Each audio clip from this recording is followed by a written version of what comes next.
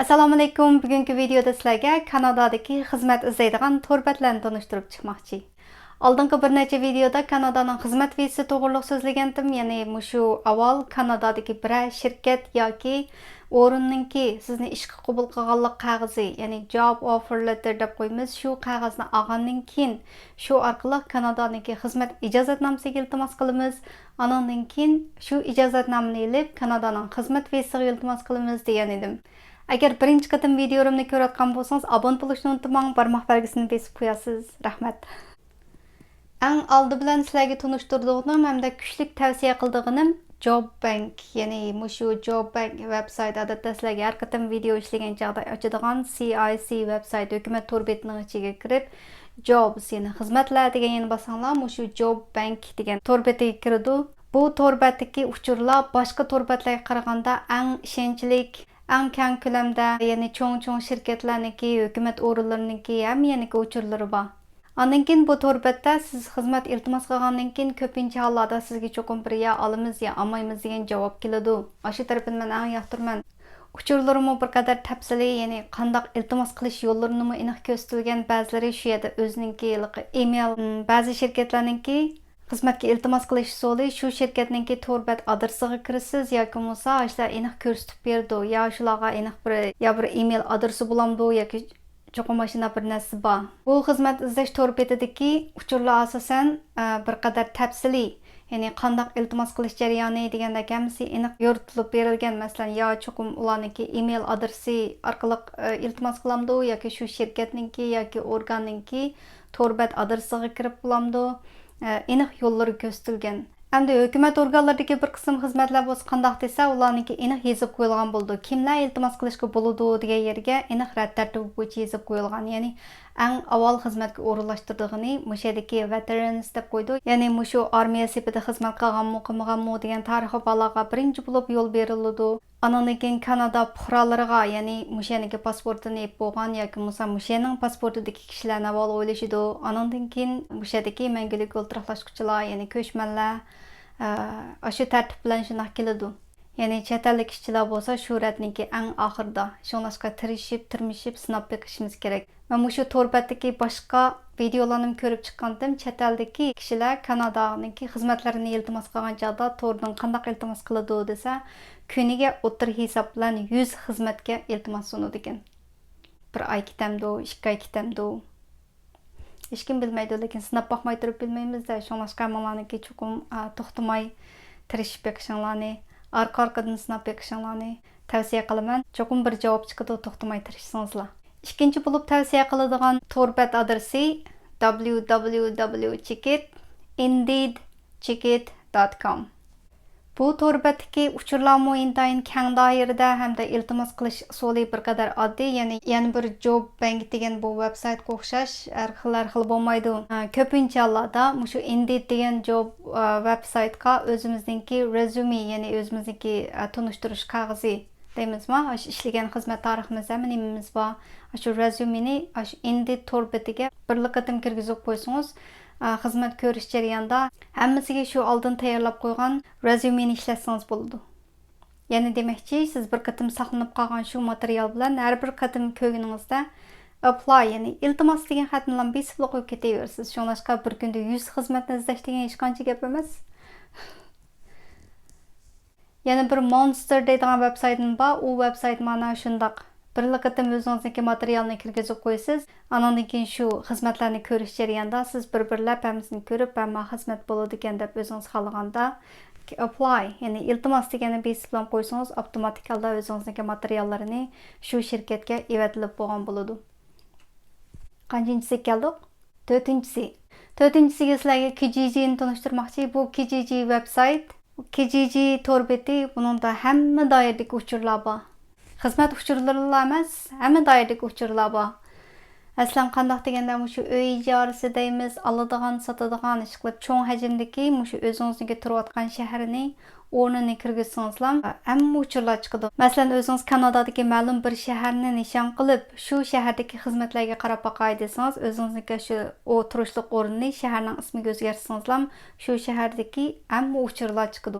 Shu bu şəhərdən o şəhərə mağdığan rideshare companylar var. O şəhərdən bu şəhərə maşın haydaydigan adatda şəxsiylarmı var. Məsələn, özü bir şəhərdən yeni bir şəhərə nima qilmoqchi bo'lsa, yolg'iz mashina yurgandan ko'ra bir ashik qadamni sevolay debmi to'rga e'lon berdi.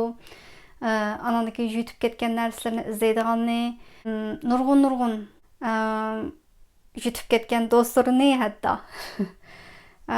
Ashundoq e'lonlarmi bor, oladigan, sotadigan, ijara beradigan ish qilib, bu keng doiralik, intayin keng doiradagi to'r beti.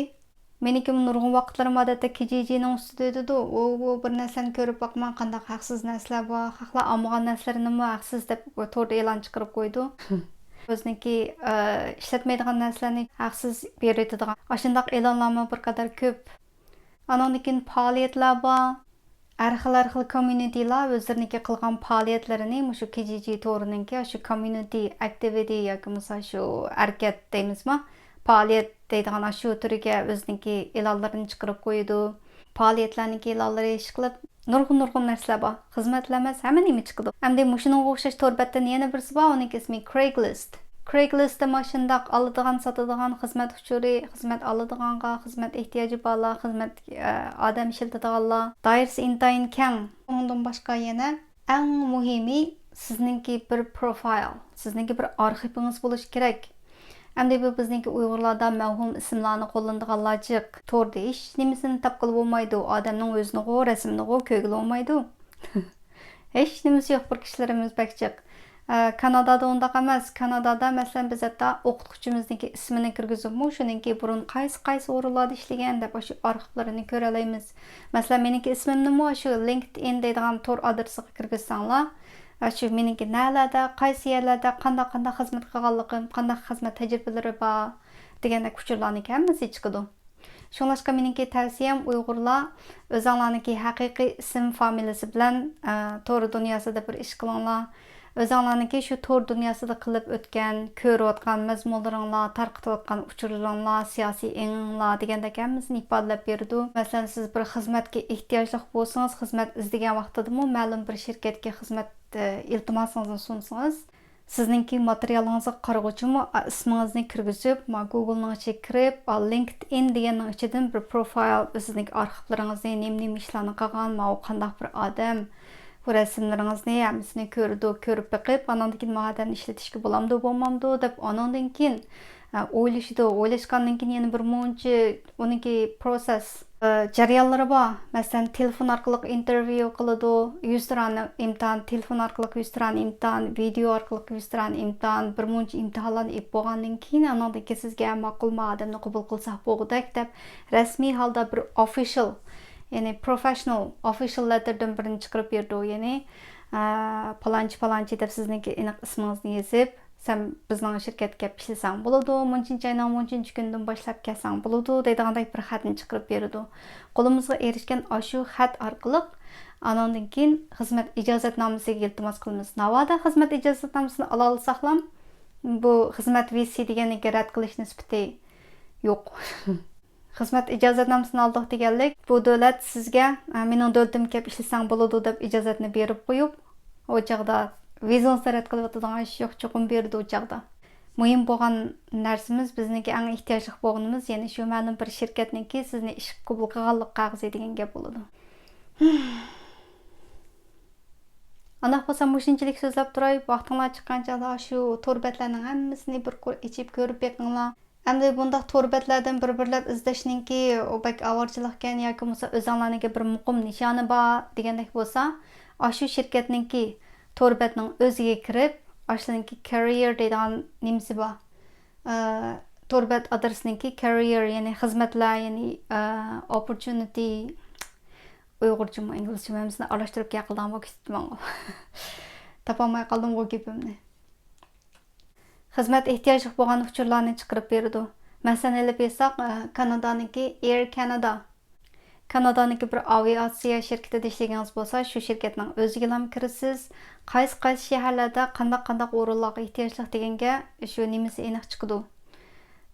O'zingiz turishlik o'rinlarini tanlab, o'zingizniki amaliy ahvolini, ya'ni o'zingizniki LinkedInda qurib olgan akkauntingizdagi xizmat tajribalaringizga asosan, ya'ni o'zingizniki resume orqali shu to'rbetniki o'ziniki xizmat iltimos qilish jadvallari bo'ladi. Har bir shirkatdan ayrim shu orqali xizmat izlasangiz bo'ladi. Ha, yana bir gap, bu yerda bir kim yana bir kimga xizmat tepishib bermaydi. Har kim o'z qobiliyatiga tayanib o'zi ish topadi. Endi bu yerda ayliqi o'tirdiki junjegunsi deymizmi, vositachi shirkatlar bor. Ularga pul berib, bu xizmat topadigan undaq shirkatlar asosan qolmadi. Odatda shundaq vositachi shirkatlarga borsangiz, sizga ish tepib beradi. Ammo maoshingiz o'xshamaydi. Shirkatdan beradigan pul bilan bu vositachi shirkatniki topadigan puli qandoq desangiz, sizga xizmatni tepib beradi. Masalan, shirkat sizga $16 $15 bergan bo'lsa, bular vositachi shirkatniki sizga soatingiga $14 maosh chiqdi deb maoshingizni vositachi shirkatdan olasiz, xizmatni bu shirkatga qilasiz. Shirkatdagilar pulingizni vositachi shirkatga berdi. Ular o'tirdan topadigan pul shundoq. Shundoq vositachi shirkatlar orqali xizmat topib bo'ladi, lekin ular asosan mushu Kanadaninki o'zida kap bo'lgan kishilarga, mushada xizmat ijozatnomasi bor bo'lgan kishilarga xizmat tunishtirish shularniki asosda qiladigan xizmati. Endi shu orqali pul topadi. Bu yerda menga bir kimga xizmat tepishib bering deydigan kechiringlar, undan hech qanday yordam qila olmayman. O'zinglar xizmat topsizlar. O'zinglarniki amaliy qobiliyatiga asosan o'zinglar ish topsizlar. Mushu to'rbatlarning adresining hammasini hozirgi ko'rayotgan videoning ostidagi tushuntirilish qismidan topa olasizlar. Aylanib kirib ko'rib baxsanglar bo'ladi. Good luck. Kelayki videoda o'zimniki qanday qilib BMO Bank of Montreal, ya'ni Montreal bankasidan xizmat topganlik jarayonini bir kurs so'zlab bersam, bir hikoya sifatida yana o'zimning beshidan o'tganlarimni, birinchi qatim Canadian jobni qanday topganligimning tafsiliy jarayonni, qanday xizmat izlab topganligimni sizlarga bir kurs so'zlab bersam, hikoya sifatida. Keyingi videolarimga diqqat qilasizlarmi? Yana davomli videolarim chiqib turadi. Yana dinimdek unutib qolmang. Mandaqni abone bo'lib, yandagi kichik qo'ng'iroqni bechib qo'ying. İşleriniz oңышық болсын. Xo'sh. O'shunchalik bo'lsinmi?